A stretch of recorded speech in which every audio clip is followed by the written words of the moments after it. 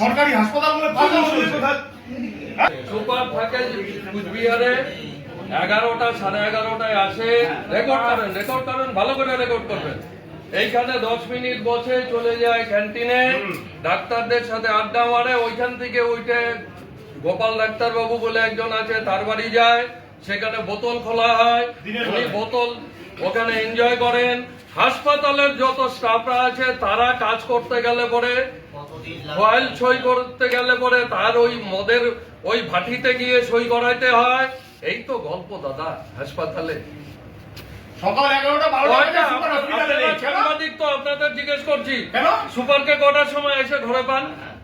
আপনারা বলেন না। আজ পর্যন্ত সুপারকে হসপিটালে পেলাম না। কেন? কয়টার সময় এসে ঘরে পান? অফিস টাইমে পান? লাখ লাখ টাকা বেতন নেওয়া হচ্ছে, ফাজলামি চলছে লোকের টাকা নিয়ে।